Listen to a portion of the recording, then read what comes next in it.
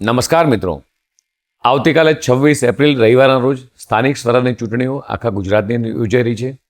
આ સ્થાનિક સ્વરાજની ચૂંટણી એ વિકાસની ચૂંટણી છે.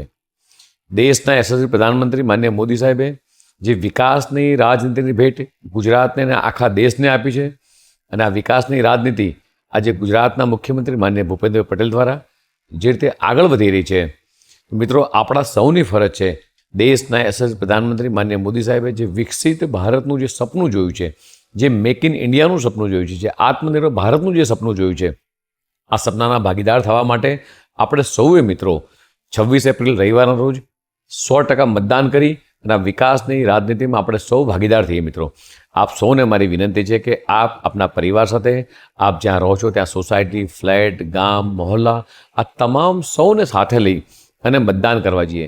મિત્રો ગરમીનો સમય પણ છે એટલે સવારે 7 થી 11 સુધીમાં આ 100% મતદાનની દિશામાં આપણે મતદાન મથક સુધી પહોંચીએ તેવી આપ સૌને મારી અપીલ છે.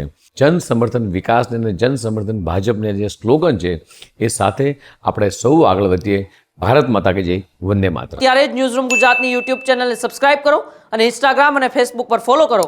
અપડેટ રહો, સત્યની સાથે રહો.